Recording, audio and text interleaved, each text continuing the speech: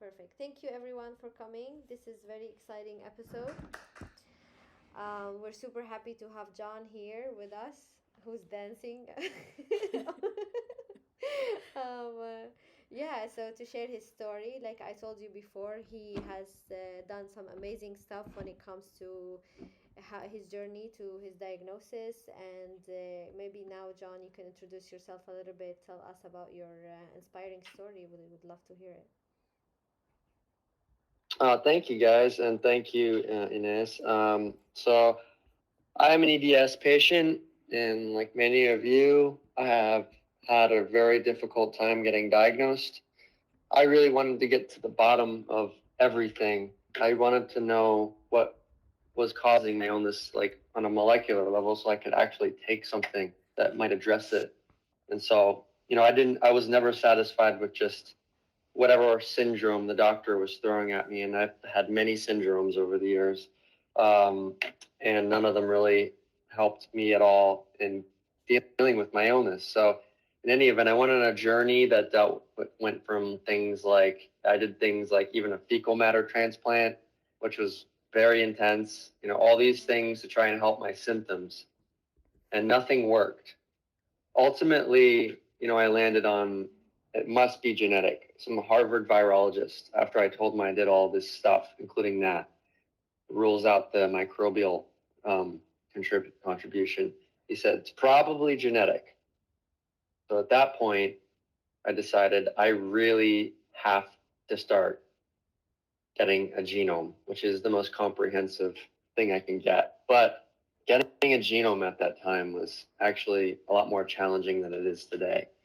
I had to go through patient assistance programs, and so I went from like a DNA panel testing, which I got for free, and then I used some of the weird results from that. I'm like, hey, look, I'm interested. You guys can look. You can do whatever you want with my DNA. Just can you sequence me, for free, or in some cases, my insurance, or in patient assistance programs. But whatever the case, I had multiple rounds of genome sequencing using the current clinical technology.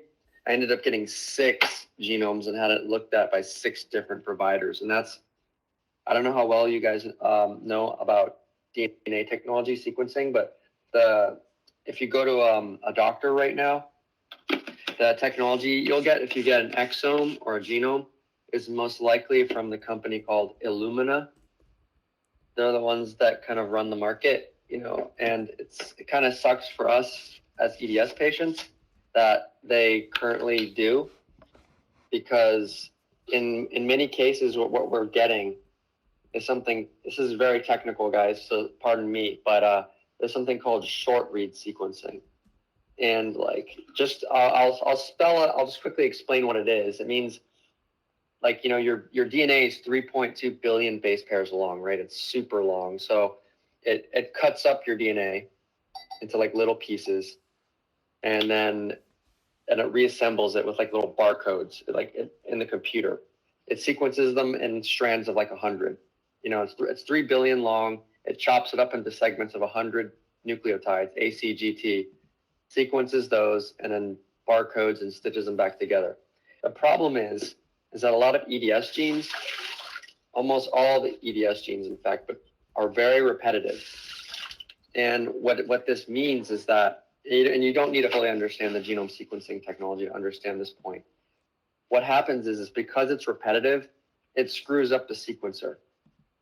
And so a lot of people with EDS, they don't get genetically diagnosed with this technology because it goes like this, like GC, GC, GC, GC, GC, GC, GC, GCC, GCG. Like it's just like that for thousands of characters, right? And remember, you're cutting it up into like 100. So what happened with me is I actually got misdiagnosed as an EDS patient with this crappy technology because my genetic defect was dropped completely. As much as 8% of your DNA, all your DNA, is dropped, like missing, as in like just like a missing whole. They call it whole genome sequencing, but it is not whole genome sequencing. It is 92% genome sequencing, and so anyway, that was a problem. So I had a hunch I read a paper from a guy at Stanford, or a news release. His name is Dr. Ewan Ashley. He's now one of the top guys at Stanford running the department. He was the first person to do something called long read sequencing. And this is currently the cutting edge in genome sequencing for everyone. This is super relevant for all EDS patients. What I would like to say today is that you cannot, most likely will not be diagnosed as an EDS patient unless you have a long read genome or have had long read sequencing. Long read sequencing can get you to about 98, 99% complete, right? And that's ultimately what diagnosed me in 2019. They found the gene. I had long read sequencing done along with a bunch of other really advanced tests, which I can talk about later. And they cross-referenced that with my lifetime medical records, a bunch of keywords at what's called a hackathon. So 200 people came using AI tools, and the best tools, because my data was so exciting. Thank you. 200 people came in from Stanford, MIT, NVIDIA, like the best colleges in the world, and they all used AI tools. And they found the gene that was in a previously dropped area. That, the clinical sequencing had it done by the best institutions in the world. The technology just isn't good enough. But with that long read that I got from a company called Oxford Nanopore, they found a gene called tennyson XB, TNXB. You can look that up. That's one of the genes associated with EDS. It usually, if any of you have gastrointestinal issues, like, really gnarly ones, most likely that gene is involved. Because it usually contributes to nasty GI symptoms, like what I have. Anyway, that's only possible with long read sequencing. But now, more recently, after that amazing hackathon, which actually really helped me as an EDS advocate, a lot of people, I don't know, it gave me some clout, and I've been using that to try and push for what's called telomere-to-telomere sequencing. Now, this is where EDS comes in. So anyway, recently, and last year, in 2022, the first complete human genome was finally completed. It was by a woman named Dr. Karen Miga and her colleague, Dr. Adam Philippi, at the University of California, Santa Cruz. And they have, of course, a large team helping them too, but they're geniuses. And I was a large fan of Dr. Miga for a long time. And in fact, we even followed each other on Twitter because I had been hashtagging T to T for years before I met her. But anyway, a chance encounter.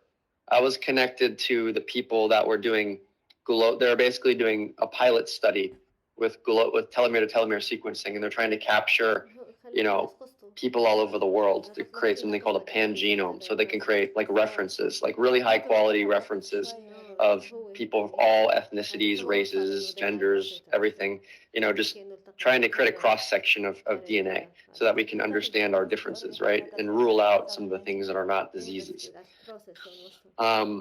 I managed to get connected to them, and I got a telomere-to-telomere genome, and Dr. Karen Miga personally sequenced it herself, which is like having like Albert Einstein, like, of genomics, like personally sequenced. It's crazy. Like it was insane luck, but I have a responsibility now as an EDS patient who's had that, and it hasn't been analyzed yet, but T to T is the hottest thing right now in genomics. It's among the highest echelons. I've been to conferences, and they're finding things that they never imagined, because it even includes something called an epigenome. I don't know if you guys have heard of the field of epigenetics, but epigenetics is one of the most interesting fields. It has like your entire history of your life on there, basically. It's the nature-nurture argument.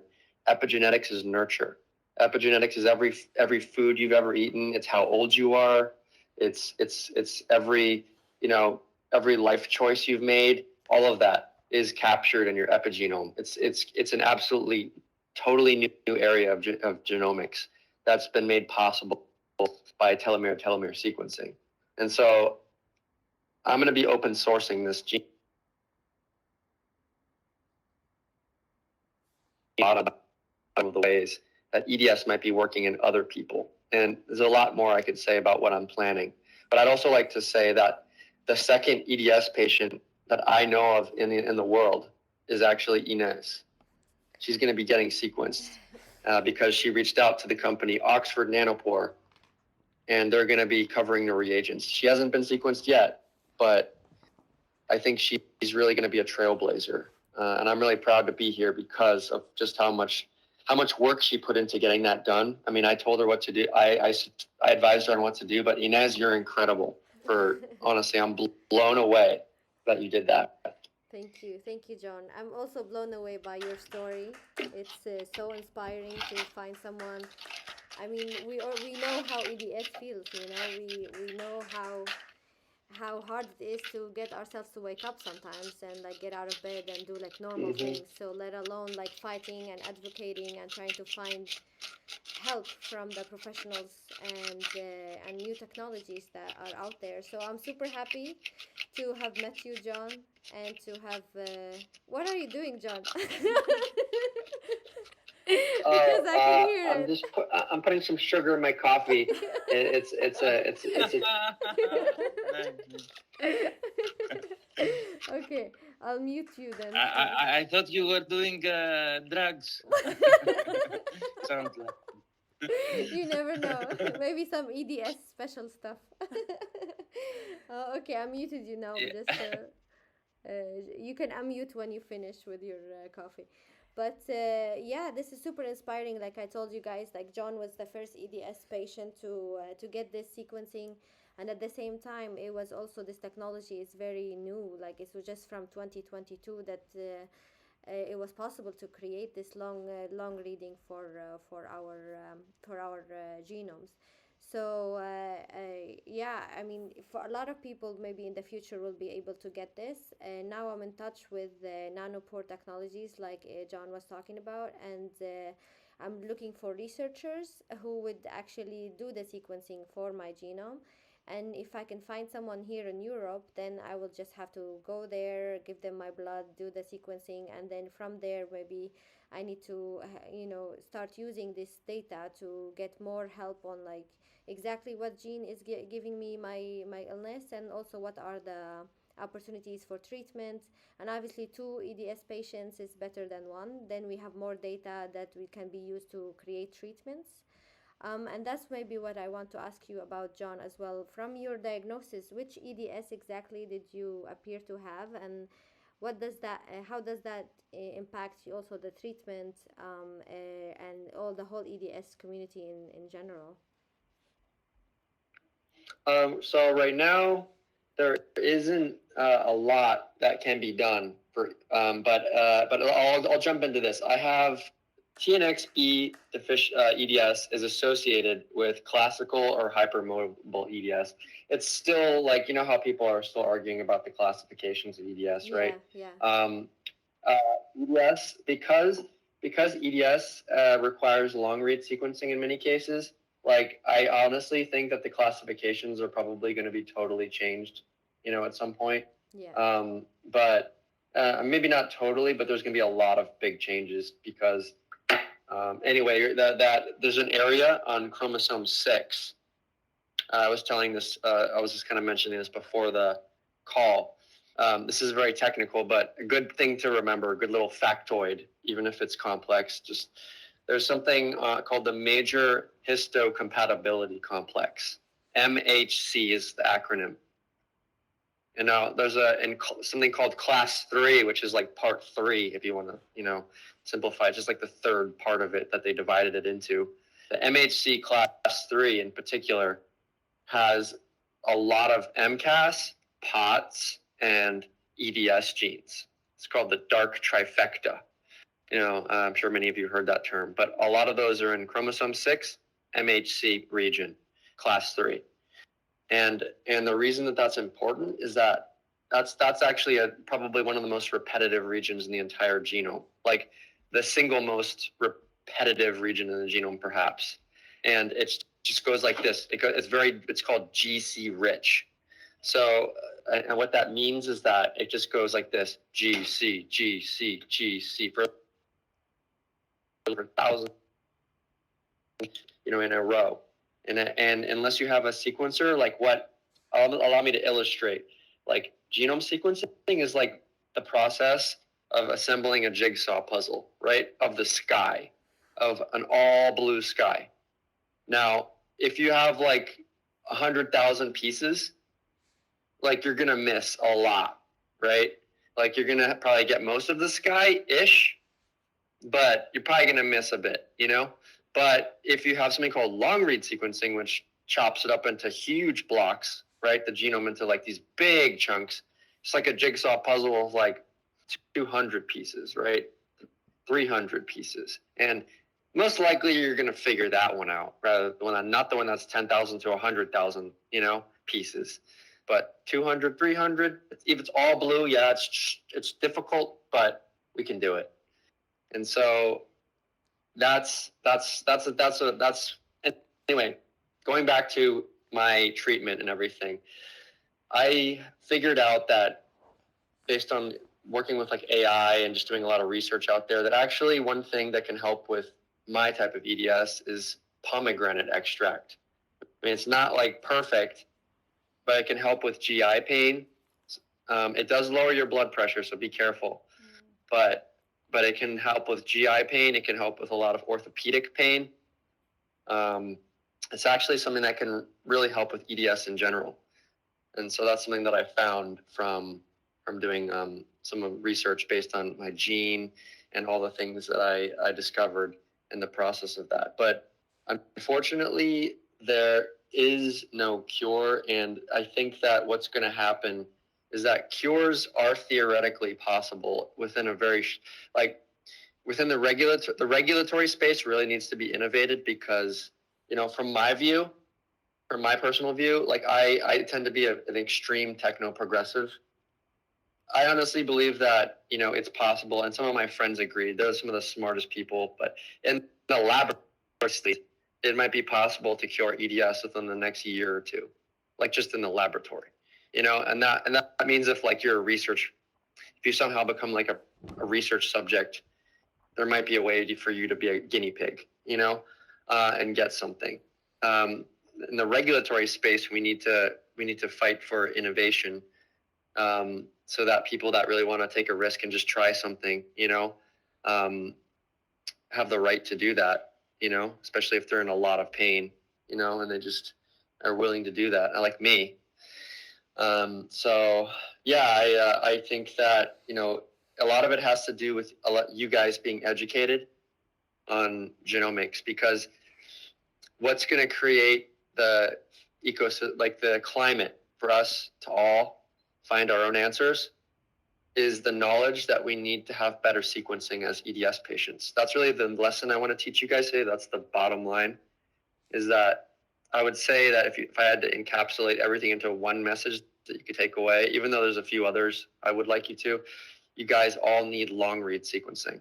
At the very least, you need the better sequencing, because in that case, there's a much higher chance that your EDS genes will be found. And then once you guys find your EDS genes, a lot of like custom therapeutics, like with the precision medicine is all about making precision medicines, like as in one medicines for people, right? Like that's the era that we're entering with AI.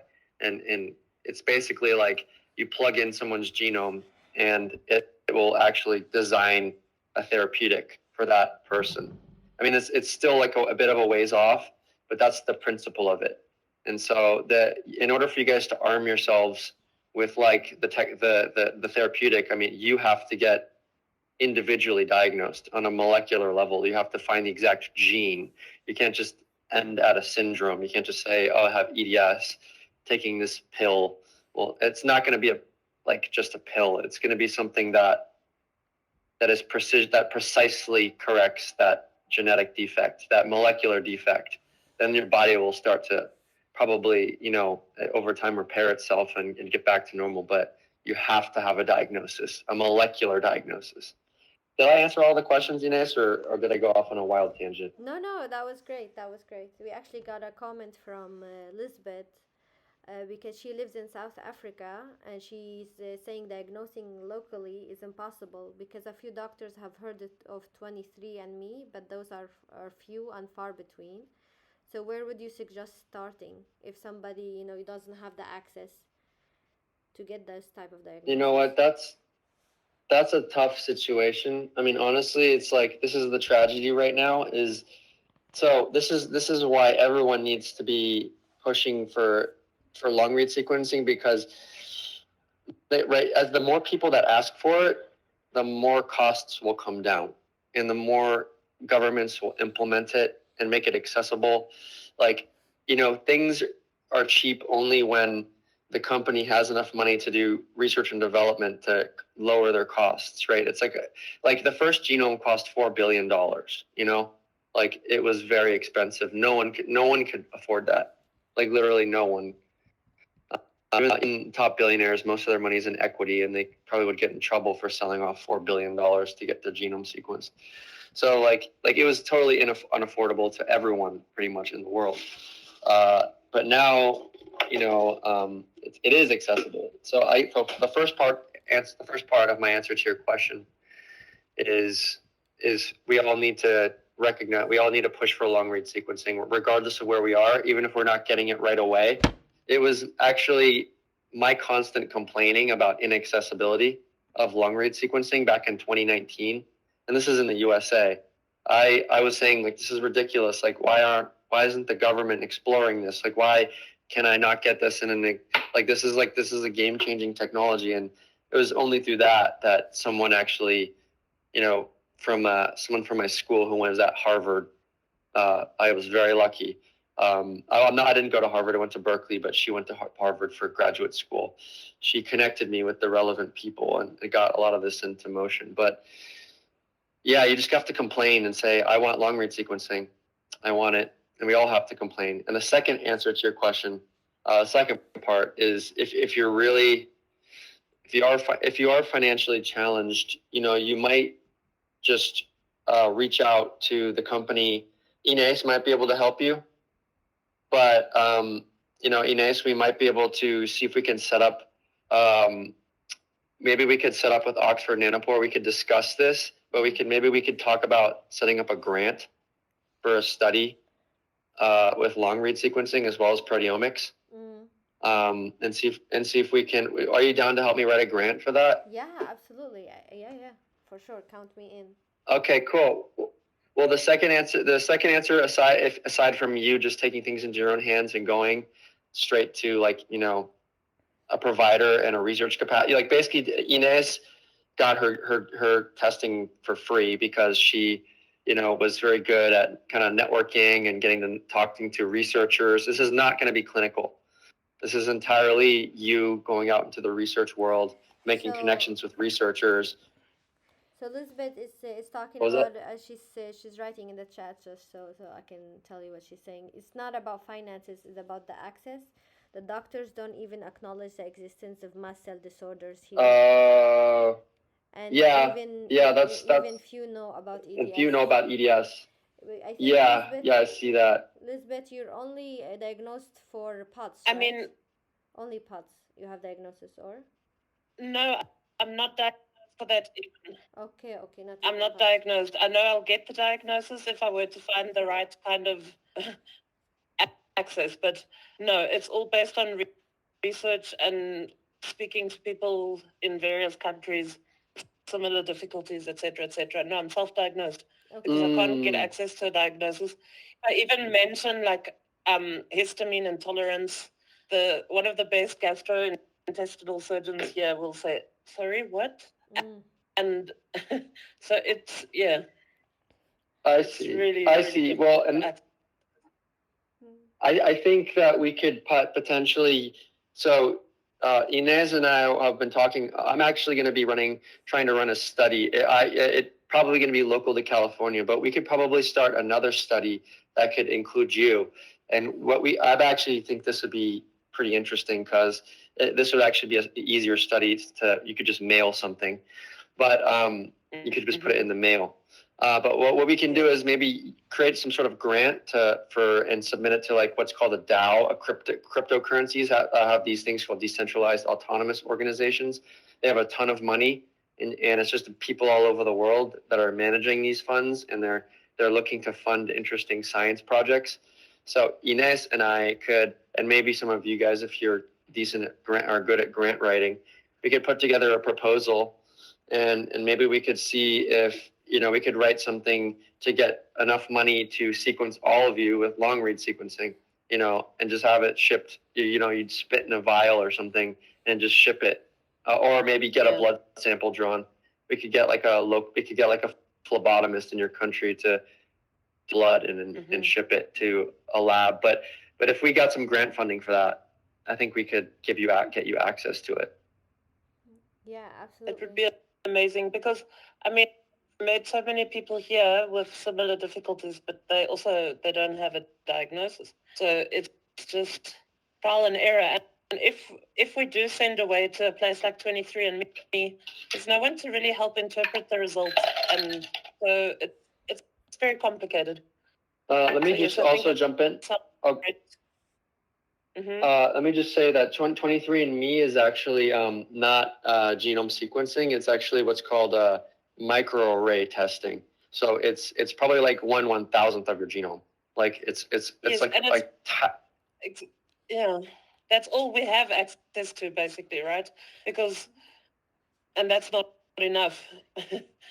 No, you need the best of the best. You need long read sequencing, and honestly, I honestly feel like every EDS patient, and as soon as someone is suspected of having EDS, they should be getting a long read genome, and it should be subsidized by research, like the research budget of the federal government, because this disease actually has relevance. The thing about EDS that makes it very in a way and related diseases, the trifecta diseases, is that they have so much relationship to basically almost every other disease, and so we're at the epicenter of health. These diseases in a way are kind of at the epicenter of most health conditions. And I think that, there's definitely a huge interest, and especially in reducing healthcare costs and increasing. Hello. I think there we as long as Ines and I write the grant properly, we could probably get funding as many times as we need to service as many people. And I'm willing to be researched and prodded and poked and whatever needs to happen to help others as well. Yeah. So I would be cool. willing. The more the merrier. I mean, the more data we get, the more we get closer to a treatment. I also want to say here, my sister Maya, she's also has EDS. And even though we have but we're both sisters, obviously we have the same kind of genetic basis, but it's very different. Like the way that a mast cell activation syndrome expresses for her is very different. The way that EDS expresses for her is very different. So even when you have sisters, you still can get a lot of info there, and I would love to have her also part of the study. Yeah, absolutely, I would love to join and also help in the grant. Whatever I can help, I'm happy to help. Yeah, because actually, John, I don't know, you've met Maya, right? I think maybe on the Curatopia call, or I don't know. I know I heard of him, but we haven't talked directly yet. Yeah. Okay. Yeah, maybe. Yeah. What was your name on Twitter? Lanomad. Maya Lanomad. Maya Lanomad. Oh yeah, yes, yeah. I believe I have. Yes. Yeah. Guys, on the Curatopia space. It's good to see you. Good to see you too. So Maya is a bit shy. That's why I'm a little bit more in the front seat. But she's actually she doesn't like to brag, but she actually has a lot of experience with grants because she worked at Karolinska Institutet, which is the biggest university hospital in Sweden. She has a PhD and she worked on cancer research. So I'm sure she can help us write the grant as well. Yeah, absolutely. Beautiful. That's great. Oh, go ahead. Sorry. Yeah, so my academic background can be helpful. Yes, it can be helpful, and we can use your data as well. I'm hoping after I find the research for my case with nanopore, maybe Maya as well, I could help her get hers. And that would be very insightful to get siblings who have this, that would be also very insightful when it comes to analyzing the data. Mm-hmm. Yeah, it would be also very interesting that John have his genome and you. So we have a male and a female. Yeah. And you see how it would be different because of course also our hormones and can influence it differently, the symptoms and how it appears. Absolutely, I agree. So, John, what would you say that are the main symptoms for you?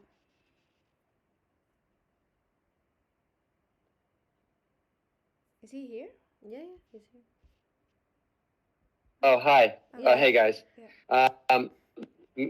Main symptoms. I would say the main symptoms are, and pardon me, I muted myself.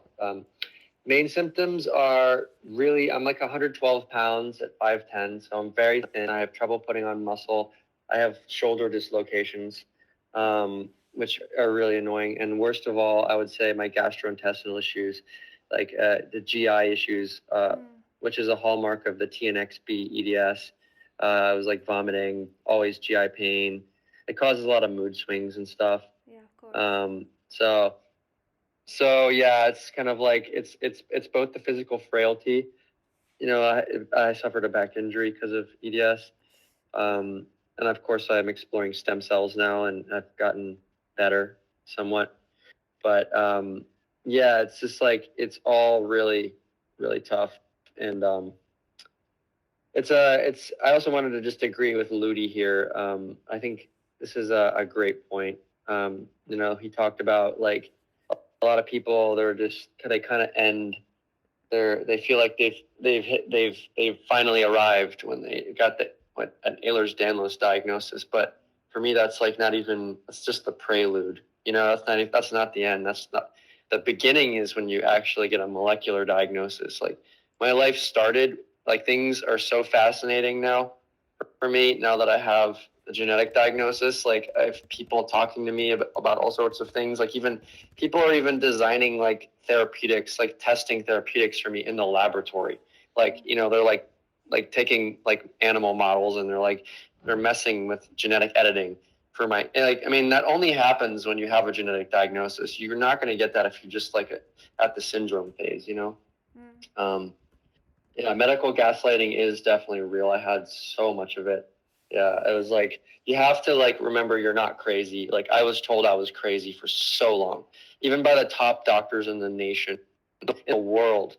You know, I was like so excited to see one of them in particular. I can't say which one it is, but they're like, she was like super cool, and we got a picture. And then later I found out, she told my friend, she's like, oh, he probably doesn't have a genetic disease. It's probably in his head. Probably in his head. Yeah.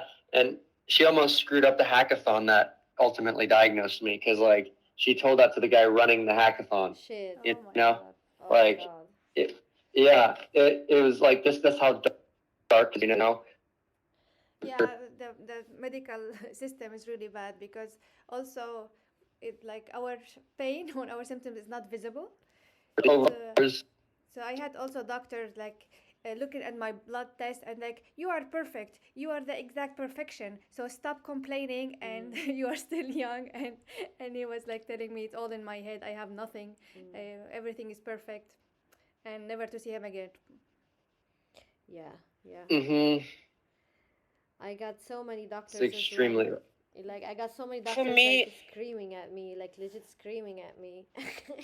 and then one doctor, when she was taking my blood, she hated me so much. She started like put the blood thing and really hard, and it was blue for like 2 weeks after, because she got so angry at me. Like they were like physically, you know. Also, like just because she didn't want to take my blood test, she didn't want to do anything. So when I really like pressed her to do it, she was like kind of almost attacking me physically, you know. It was really bad. Yeah, I mean, like, I think for me. Yeah, Elizabeth, you can go. Go ahead.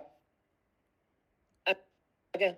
For me, the more I researched it for myself, the more I realized that, I mean, it's definitely associated anyway. A lot of the non-speaking autistic people that I worked with really struggled with this. They can barely have blood drawn, plus they're dependent on their parents to advocate for them, and the parents are already, they've sort of made peace with, oh, I've got enough issues, you know. But for me, I want them to get the diagnosis so that they can get the right support, because they're struggling day in and day out with adult non-speakers wearing diapers, etc., because of their GI issues and stuff. So it's horrific that there is no medical awareness of any of this here. Well, not only here, everywhere basically, but it's really bad. It is really bad, and I think one thing to do, like in the current system, we might have few options, but Inez has been exploring with me. She's been in regular rooms where we're exploring the intersection of what's of blockchain, cryptocurrency, Web3. It's all part of the technology and rare disease research, because like there's a lot of the bureaucracy doesn't really respect the rare disease community as much as it should. And so kind of people have been taking things into their own hands, doing their own funding. And so I really think that, a lot of us here, like, never mind the clinic, the clinical work is basically for EDS patients pretty much useless, even in the United States in many areas. Like, you're still going to get a type of technology that's not going to diagnose you. Like, another message I want to send all of you guys is that the only hope right now that we have to advance our own cases is in the research world, right? It's taking things into our own hands and going and talking to people that are actually researching EDS every day and being a part of their world and contributing to it. Like, unfortunately, just like even the very technology that is used to diagnose genetic diseases, as I said earlier, most times, like I would say 90% of the time, like a huge percent of the time, will not diagnose EDS or POTS or MCAS. I think that you need a more comprehensive view. So let's those of us who have talked about the grant, let's try to do that, and let's try to make it accessible to everyone here. I think some sort of testing that might be able to at least advance their case or give them access to researchers. I think we all need to support each other in generating data so that we can all, prove to the world that EDS is a very real thing and that it actually has broader implications. When I was at a conference at GitHub, it was some of the most powerful people in the world were there. It was crazy. Even the co-founder of ChatGPT was there. The guy Ethan Perlstein, who Inez knows, says that he says that EDS is at the intersection of so many diseases, and if we understand EDS, we might even be able to reverse the aging process itself. And so EDS could really be a big game changer in the way that health is approached if we understand it better. And I think, let's all work together. Let's try to make it so that we fund some research into ourselves so that we can move EDS forward. Yeah, I couldn't agree more on this. And maybe at some point we can have an EDS DAO where we can like take the funding, bring the patients, and bring the researchers. We can all be part of this DAO that we can like be, in real time trying to analyze the data and create, maybe more potential for treatments and bring this forward. Like John said, we really have to be our own advocates here because the medical community is most of them, let's say, they're ignorant about the issue, and those who understand maybe understand very little. And there is new technology now that can be used, and Web3 offers this potential that like all these patients, like I'm in Europe, John is in the US, like Lisbeth, you're in South Africa, so we can have this diverse kind of patient data, and we can really connect with each other from everywhere around the world. So this is a new opportunity. We couldn't do this before Web3. So this is a very good opportunity for us to capitalize on and be able to bring this forward, because they say it's rare disease, but I honestly think it's like very underdiagnosed. I think a lot of people are struggling with the mast cell symptoms, with allergy symptoms, with ADHD, with autism, with joint muscle pain.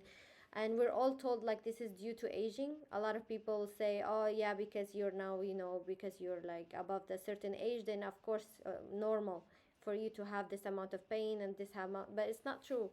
Aging is like more like the pattern that you are doing, or the defect in your body over a longer period of time makes it worse. Maybe it gets to a level where you can't ignore it anymore, and when you were younger it was easier to ignore because you haven't existed as long.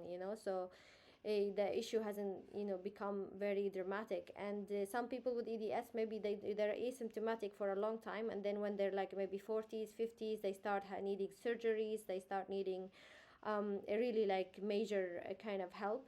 And so even though they say it's like rare disease, but I still believe like we are much more, and it's much more widely spread than we think. And once we start doing it, maybe we can also generate more data on like how many people actually have it, and bring it more forward, so that people don't just ignore it as like, oh, it's just like you guys are 2-3% of the population, nobody cares. They should care anyway, of course, but I think we're much more. And people shouldn't struggle in silence anymore. We really need to care for our health. And if you're unhappy in your body, like if you feel in your body not at peace, it's hard for you to have a mental health that like can be good. Like if you have depression, anxiety, and you take antidepressants, but at the same time, like, okay, your shoulder, like John is saying, dislocates. Obviously you can't be in a good mood, when your shoulder is dislocating. You can't eat properly, you cannot maybe hang out with friends and do normal things. So it's very hard for the mental health to be stable at that point. And even if you try to approach it from a mental health perspective, there's still the physical aspect that like you cannot ignore. And that will take over. So I think the physical active has been ignored, and a lot of us that go to the doctors, they say, we don't know what's wrong with you, so it must be in your head or it must be mental.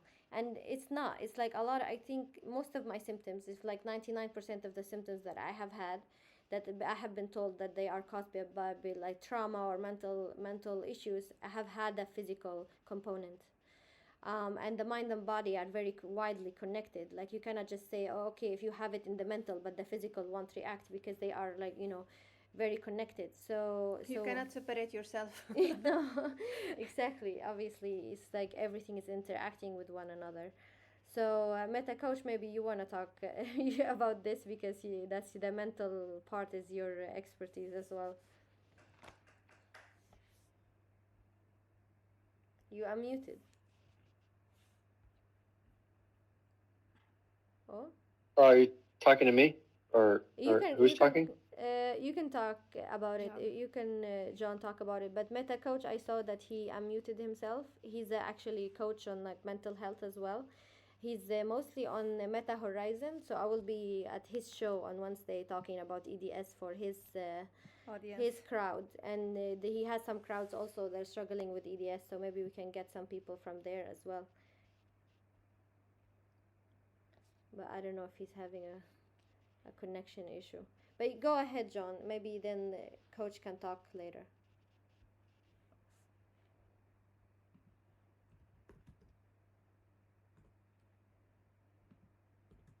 Okay, can you hear me? Yeah. Yes. Hello? Yeah, we can hear you. Oh, okay. Okay, cool. Just making sure the audio is. But yeah, I agree with exactly what you're saying. The gastrointestinal issues definitely affect my mental health, and the fact they also like it makes relationships difficult, and obviously with EDS you really need support. Especially like having a partner that's supportive is like really, but that's really hard with EDS because like you can barely manage yourself. Exactly. And then of Yeah. course you have the stomach issues that cause mood swings and stuff, and it's like you're basically kind of like on your own, kind of like sometimes we get lucky and we find somebody who's really cool, but a lot of times you're just like completely on your own. And I think a lot of the support groups, I'll be honest, like you guys are a pretty impressive crowd. A lot of the support groups are just like kind of complaining about how much things suck, and there's like no plan to make things better, and it's like if we don't do something, it's like no matter how much we complain, there's probably a pretty predictable outcome. It's going to be a shitty one. But if we all kind of strategize, we work together, and we try to move the science forward and make new possibilities for ourselves, then the ending might be good for us. That's the only way we have the good ending. And so like I definitely think, as you guys, this community here, you guys are definitely have your head on straight, because again, there's like so many different types of EDS communities. They all have different vibes and stuff. But I think this one here, I think we can do some really good stuff. Yeah, definitely. And when it comes to management, I have to say this. When it comes to managing your symptoms till you find a treatment, I have to say that movement, for me at least, has been a key component. Being able to do like even like the exercises that we did before, will activating the vagus nerve, which activates the parasympathetic nervous system, will improve your digestive symptoms as well. When it comes to shoulder dislocations, there are certain exercises and classes that we can do. I think one of the classes next that were asked from me is to focus on shoulder joints. So I can invite you, John, to come in and we can talk about shoulders and stuff, because the biomechanics of the body is also fascinating, and we can actually work on improving the symptoms. I have been, to rehab when I was like in my early 20s, because I couldn't walk, I had like severe back pain. And now I'm able to hike, I'm able to swim, able to do like daily things. So, and it's all because I found the right movement strategies that work for EDS body. So I would love to also share that in the future sessions with everybody. Just to say that there are things you can do right now. It's not just that you have to wait till we find a treatment. There's still obviously things we can do to improve our health. Yeah, absolutely. And Yeah. for me, understanding the mind-body connection, and also understanding how we hypermobile people move from our joint tissue, and we don't really have access to our muscles, and how we need to focus very much and do to know how exactly to do the exercise to be able to activate our muscles. It took me a while to do that, but that's why I was doing yoga, I was doing all the things, and I wasn't really building muscle at all. And it's the opposite. I was like injuring myself. I had severe right shoulder pain because it was dislocated a lot. I had also the sciatica nerve, increasing in pain and having more pain. Yeah. And like I was, the more I exercise, the more I break down. Before So, I was like, what the hell am I doing? Till I understood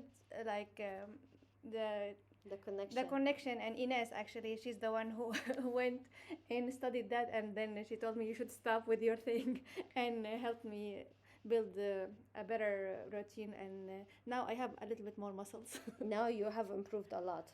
I'm really impressed by how much you improved. Yes, thanks to you. Thank you. Yeah, but she went to the doctor for her neck, and they told her like, oh, you have like a hernia, and in the future you need surgery. There's nothing you can do right now, And I was so pissed when they said that. I was like, no, there's so much you can do right now. And we have to talk about posture. Obviously, we have to talk how the body aligns with itself. We have to look at how we walk, how we do our daily things. That's why like functional movement is very important, and taking into account how our tissue tolerance, because we're not tolerating movement on the same level as people who are not having EDS, obviously. So we need to be very careful on like doing things that feel safe enough for our body and that target EDS tissue, basically. Yeah, I was before. Yeah, I was having flare after each session. Yeah. I was having a flare. I didn't understand this is the tolerance issue. And for us EDS people, our muscles have a delayed reaction to the exercise. So I do it exactly okay, but later I crash. Exactly. So that was good to know as well. Yeah. John, you want to say something? Oh, I'd be interested in your exercise routine is all. Yeah, I would love to show you. I think you will improve a lot. Especially with shoulders. Yeah. We'll talk Please more show me. about. Please show me. Yeah. It's actually more my lower back. My lower back is actually the issue. Is really the big. I would say is worse than my shoulders are bad. I'd love to improve them, but my lower back too. Alrighty. Can you hear me? Yeah, I agree. I also had low back pain, so I completely understand it. And it's all connected. Like shoulders are connected. I will explain to you in another episode. But no, we can have a session together. I can also show you some exercises, John. I would be happy to do that. Okay, Meta Coach, hello. Thank you. You're finally Hello here. there. I was having audio issues. What I'm hearing is a perfect example of what it means to have like a winning mindset. the things that you all are doing, you're not being idle, you're being proactive. And I think this is a powerful message to the world and to, all of us, because, everybody has some kind of issue or something that they're dealing with. But the mindset, the mentality is the foundation, I think, to moving through these things and finding answers and solutions and finding ways to manage it. And I think that what you all are doing is so powerful and so unique that the world needs to hear this message more and more. Thank you, Coach. So nice of you. You're like one of our big supporters, and we're so excited. Maybe we can announce it as well now. Like we're gonna be at Meta Horizon with the Meta Coaches show on Wednesday. Was it what time exactly was it, Coach? Okay, it'll be 9 p.m. for you all because it'll be 4 p.m. Eastern Time, U.S. And you all are Central European Time, I think it is. Yeah, we are Central European. Yeah, time. I'm on Central. Okay, so if it's 4 p.m. here, then is it going to be 10 p.m. your time then? Is that what it is? Let me check. 4 p.m. EST to CET. It's 10 p.m. Yeah. So 10 p.m. for us. Yeah, so 4 p.m. Eastern, 10 p.m. CET. Yeah, we're going to be on my show called Coached, and I'm doing my series this year over in Horizon is the winning mindset and on the journey of mental well-being. And I think that the story that you have is going to resonate with so many people who are just struggling. There's a lot of people that are dealing with physical issues, pain, fibromyalgia, and all kind of other things that I've been trying to get the word out because they need to hear what you all are doing. Yeah, we're super excited to be there. I hope to see you guys there as well. Come and support us at Meta Horizon. It's actually going to be my first time at Meta Horizon. So I haven't been there much, but I'm excited to explore another metaverse as well and check out the vibes there. But now I'm checking the time. Are you able to log in from Malta? Are you able to log in? I'm using a from VPN. Malta? Have you tried? I was not able, but I managed with a VPN. It was fine. What you did? Because I downloaded.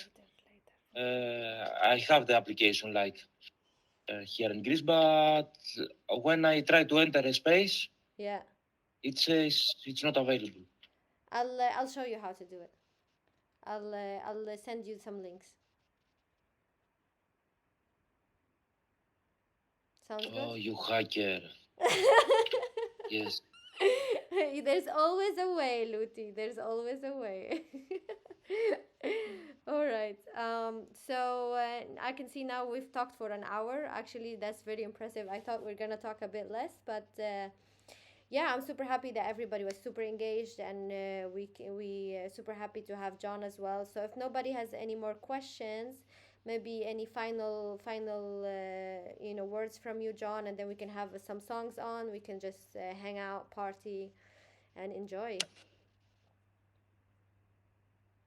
Yes, thank you, John. Thank you very much. It was very interesting, all the things you said. Like actually, the half of the things you said, I didn't know about. Like you were saying, GC, and I didn't understand all these things, all the research that we can do, like in our countries and all these things. And yes, but actually, I follow you all your journey, like of what you felt when you were trying to get help and they were breaking your nails or whatever. Because I have also problems with my stomach, and I was trying to get help, and gastritis, like something. Yeah, GI symptoms. Yeah. Yeah. You didn't study. You had to give you some DNA from when you came to Greece. Yeah, in Greece also. From the salad. We need to do a Greek version as well. You can help us in Greece. One thing you should try is that I rely on a lot is pomegranate extract for my GI issues. It's a pill. I just take it in pill form. And it can be pretty helpful for GI pain for EDS. So you should try that out. Yeah, I will actually try it out Yeah. as well. Yeah, I haven't tried that. We take lots of vitamin C usually, Yeah, C helps. and we take quercetin, it's really helpful for us. Yeah. Those are the main thing we take, right? Pomegranate. Mm. And sometimes I Yeah, take vitamin C. H2 blocker, like famotidine. Famotidine, yeah, or pepside. Or pepside. Sometimes it helps if I have like this acid reflux, or like I have eaten something that was really, I reacted poorly to it, then I can like emergency H2 pill, which is like famotidine or pepside, which can also be helpful to relax the stomach. And magnesium. I cannot handle it without magnesium. It's really Magnesium helpful helps, for my nervous system and my muscle pain as well.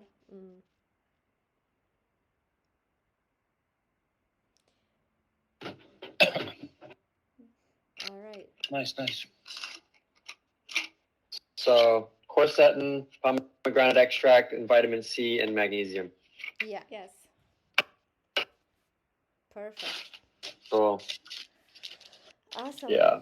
Well, anyway, thank you so much for having me. And yeah, if you guys ever want any sort of pointers or help navigating, I'm happy to answer any questions. Ines can direct you to me. And also, I think we should all work together continually to use decentralized science to move EDS forward. And I think that we should discuss perhaps, like as Ines said, a DAO, so that perhaps we can all get together and continually make this like a daily thing, maybe even like our job, Yeah. to research EDS. Yes, absolutely. I'm That would be 100%. great. That would be amazing if we can do like full time working on something so meaningful to all of us and bringing it forward for others. That would be like the best thing ever. Yeah, excited about what can this help us do. Yeah, absolutely.